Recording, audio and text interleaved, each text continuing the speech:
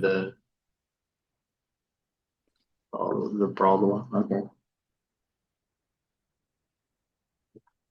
Oh, turn it down, Roger. Hold on. Speak real quick. Check, check, check, check. Okay. All right. Well, welcome back to Tailgate Sports Media Podcast, premier podcast for sports, mostly football, and the most important part about sports, the tailgate. This is an emergency podcast episode because scheduling conflicts. So we're doing this in an effort to have our picks out for the college football playoff. So we're not going to talk about anything. We're going to talk strictly about the four college football playoff games and one FCS playoff game, and that is it. And then we're done. Cool. Okay. So I think here's the easiest thing to start off with. We're going to jump into it immediately. We're going to start off with the games we know or we assume shouldn't be games, and then we'll continue to move on until the games get competitive. Um, we're going to start off with the two FBS CFP games. First one being JMU, or the two that we know for sure won't be competitive, I should say. Um, JMU versus Oregon is the first one. So we can talk about this real quick. I think JMU's starting quarterback is the dude that was at UNLV last year, unless he got hurt, but I could be wrong about that. JMU isn't a great throwing team, but they do have a good defense. Oregon, five-star athletes all around, studs, blue chip recruits, all of the good stuff. Realistically, Oregon's just going to out-athlete them. Um, it might be competitive in the beginning, a little bit, but I think overall you're looking at like a almost near 20-point blowout. I think it's probably going to be more than that towards the end. The JMU's only chance is forcing turnovers. I think if they can force turnovers, then it's not a three-score blowout. That's what I'm thinking. Yep. But if they don't force a if any drive where they don't force a turnover, Oregon's going to score. I think it's just going to be that simple. Yeah. Oregon either plays really close games or they play blowouts. There's no in between.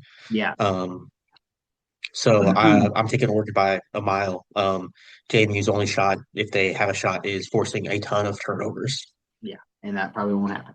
All right. So we're in agreement, both taking Oregon. The next game to pick is the Tulane Ole Miss game, maybe a little closer than the JMU Oregon game. Obviously, a few reasons. One reason being Ole Miss is still a little bit reeling from losing their head coach, maybe. The other reason, though, and I think the bigger reason, is that the American Conference teams are just better than Sun Belt Conference teams in general. And for that, this one I see being maybe a two-score game, maybe three-score game, like two and a half scores. If you think about kick field goals, like a 31-17 game, something like that. Um,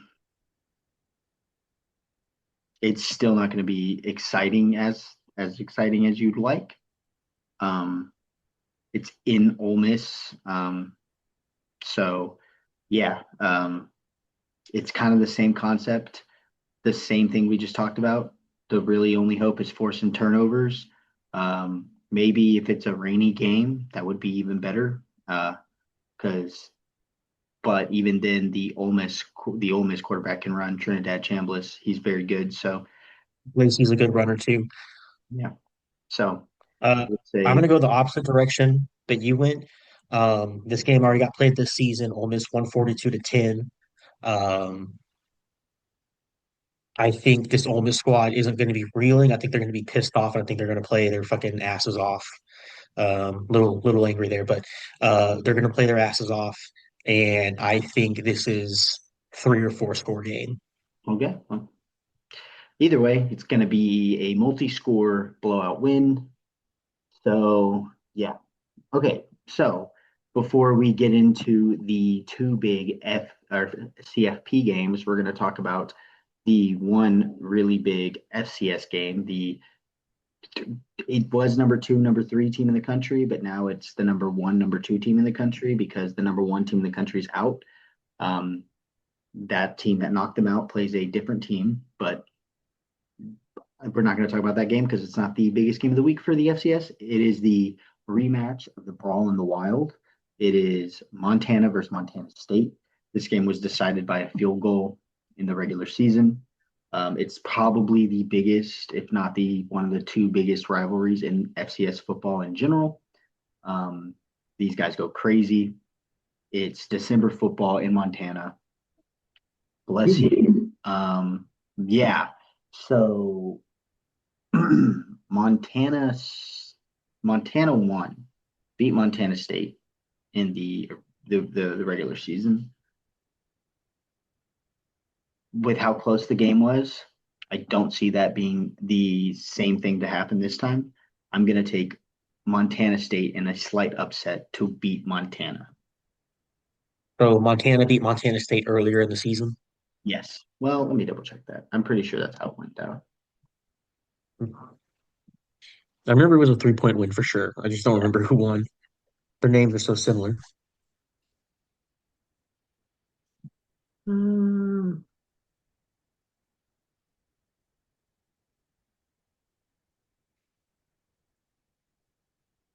Montana State won. I'm sorry. So I had it backwards. Montana State won.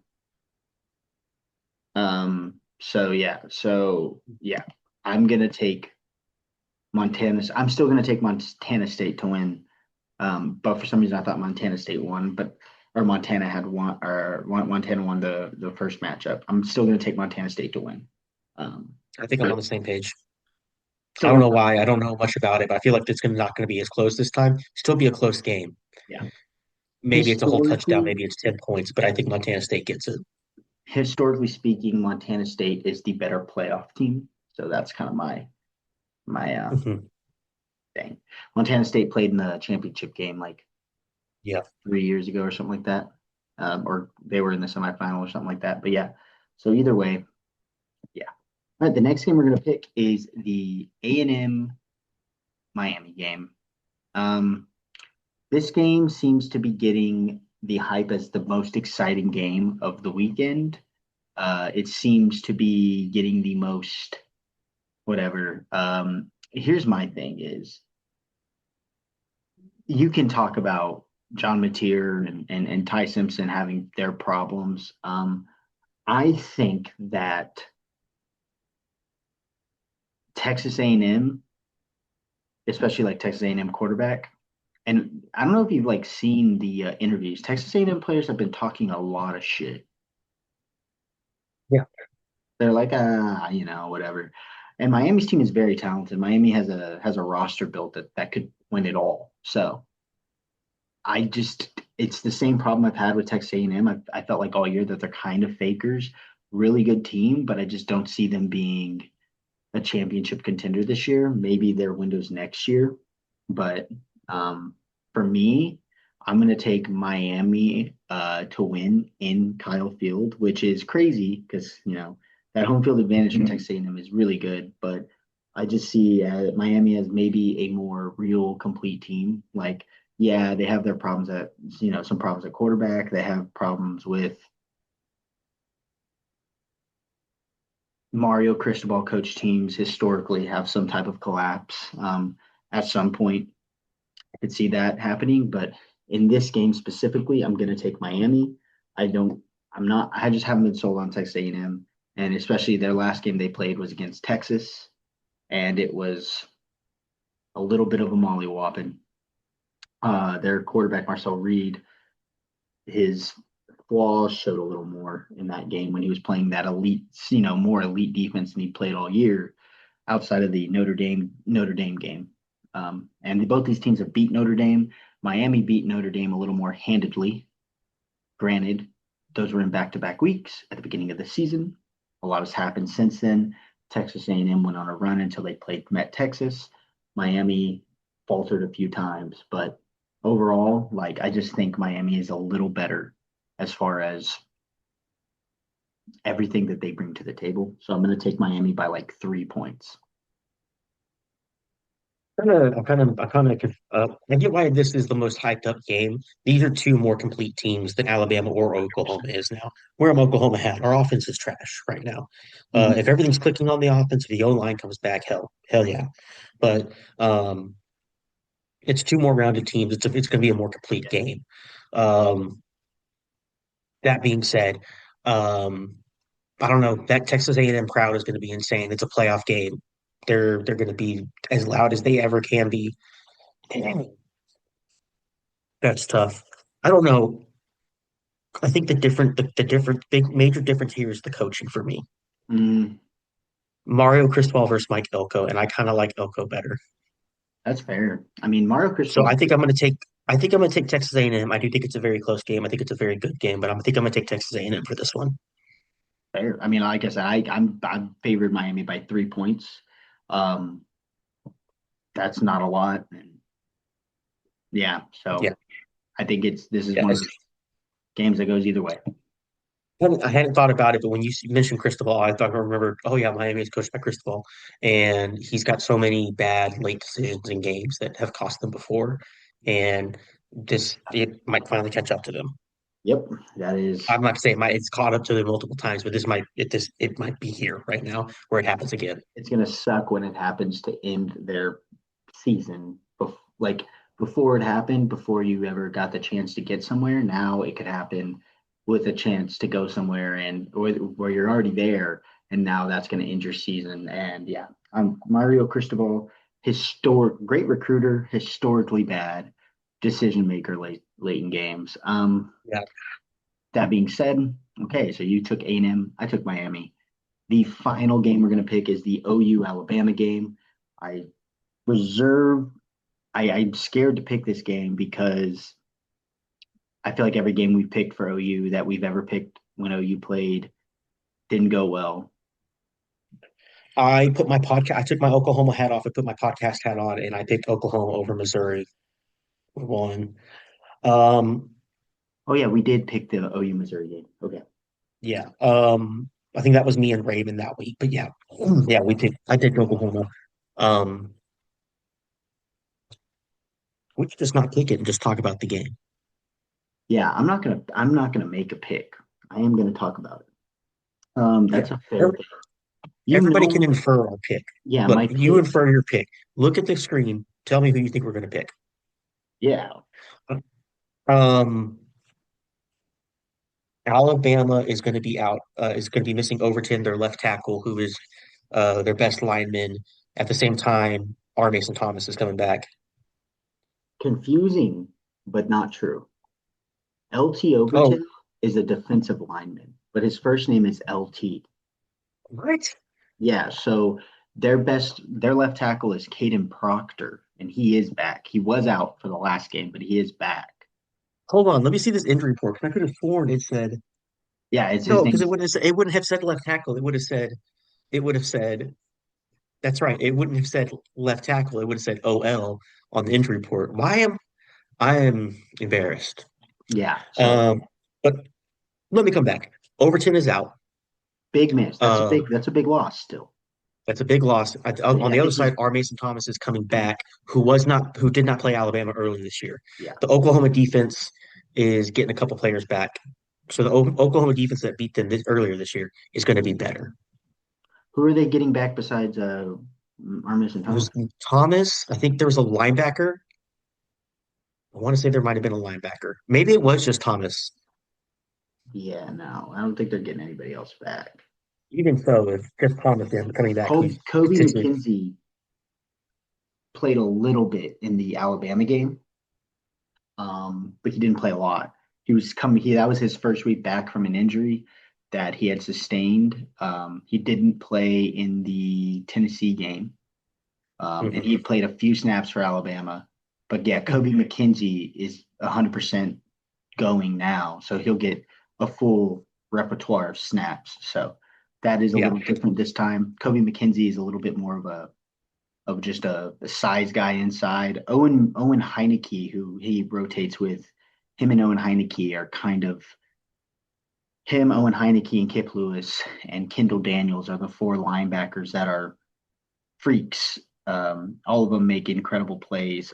Kobe McKenzie's more of like a cerebral mind out there.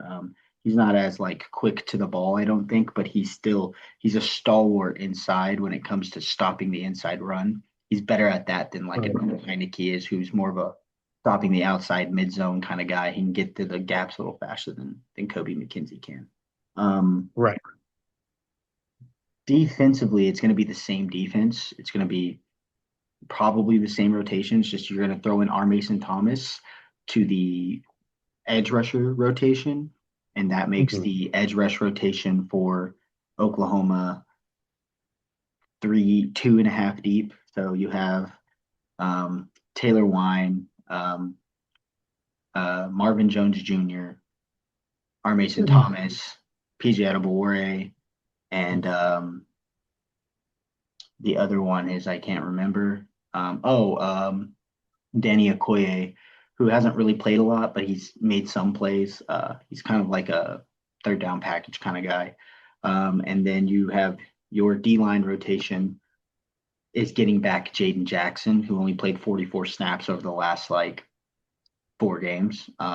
So with Jaden Jackson back, that's adding him in with Grayson Holton and Dominic Williams and David Stone and the Moonlight appearance of Marcus Strong, who is really good, but is just buried in the depth chart right now. He won't be next year because we're going to lose Grayson Holton and Dominic Williams. But yeah, as far as it goes, that defense is going to be a little healthier, a little more rested, ready to go.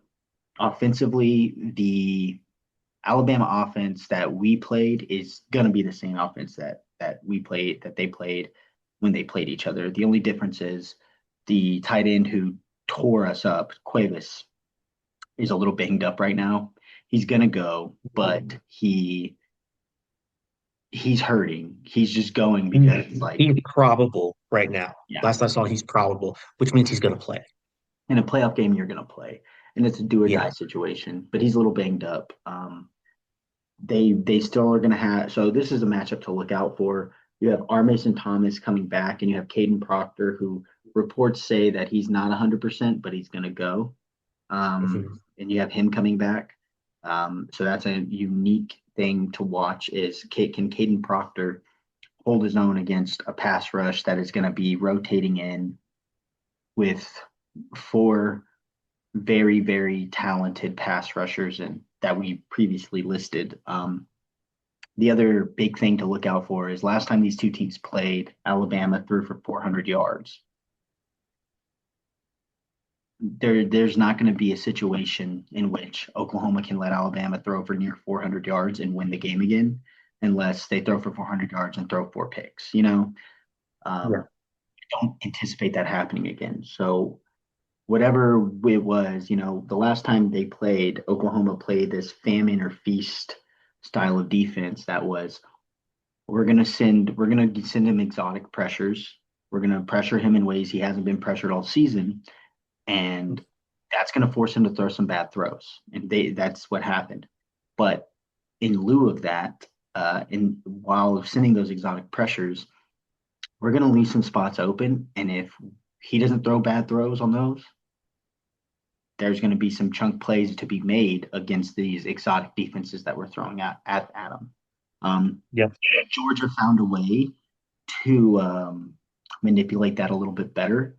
I don't think Georgia's better at any level besides maybe middle linebacker or linebacker than Oklahoma is on defense. They might be a little more not even deeper, but like D line, no one's better than Oklahoma at D line, right? So some people are as good, but not better. Our secondary is strong, but young. Our linebacking core, we don't have a single true senior besides Kendall Daniels, who's a transfer in that has to leave after this year. But Owen Heineke is in the process of an appeal because he did play a year of lacrosse for Ohio State, and that is counting against his eligibility for God knows why. But that being said, so we Okay. have we have, is Oklahoma going to be able to do that and fix the holes that were there to give up those 300 yards? Because if they can do that, I don't think Alabama's going to be able to run the ball as efficiently as they need to establish that run game to beat Oklahoma. So they're gonna have to beat them through the air, and that was the path to winning last time. But will Oklahoma's pass rush allow for that to happen? With the addition of R. Mason Thomas, Oklahoma had 4 sacks last time they played. One of those sacks was turned into a fumble.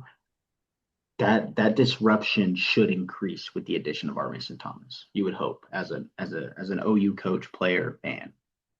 So, Ed, what does Alabama do to mitigate that? He's joining us from the phone, clearly. I'm on the phone in my backyard right now.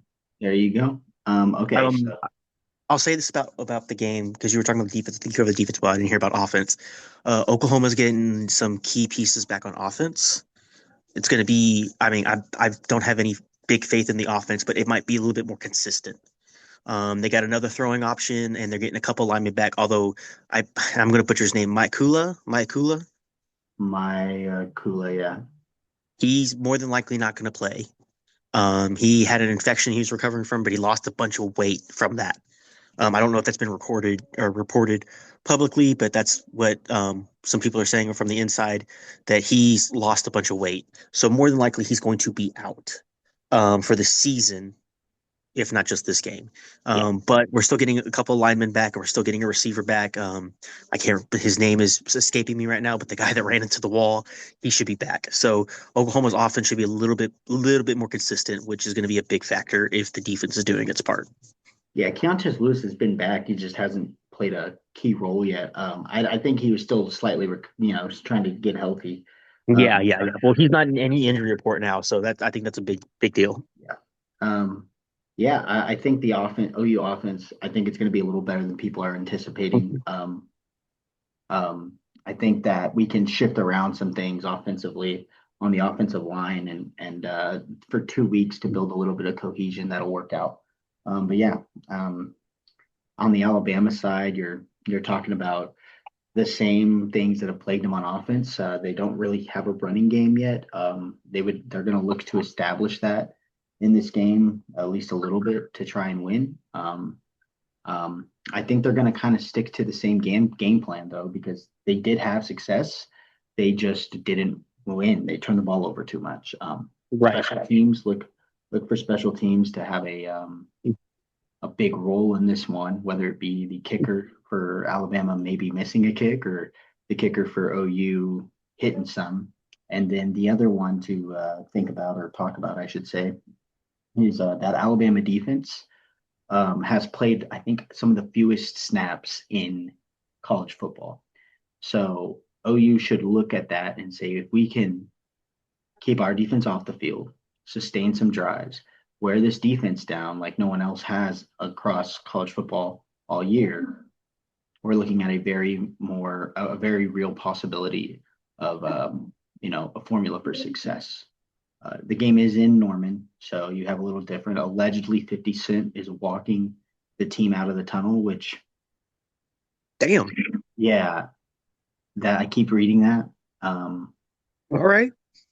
I don't know what 50 Cent has to do with Oklahoma football, but okay. He just liked it after Brett Venables said they were hard to kill. Oh, true. That's fair. Yeah. So that being said, um, yeah, that's the episode. It was a little emergency episode that we had to film really quick. I'm gonna edit it a little bit up, and we'll get I look better this way. before. Yeah, light's important. We'll get this up hopefully before the games start on Friday, and then we'll have it out. We'll film a full episode later in the week, and we'll probably do like a 2 episode post next week. Um, that being said, yeah, that's the episode.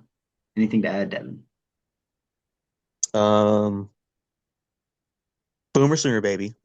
Yep, Boomer sooner, hopefully. Um, so, like I said, our picks are Oregon, Ole Miss, Montana State. I picked Miami. Devin picked A&M, and We are abstaining from outright picking a team for the OU Alabama game, but you can No favorite. infer who we would No pick. favorites. No No favorites. favorites. Yeah, we're doing the right thing by not picking Well, a game. That's the right thing to do. So absolutely. that's the episode. Thank you guys for watching. I'm Peyton. That's Devin. This is Tailgate Sports Media Podcast, episode 17 and a half.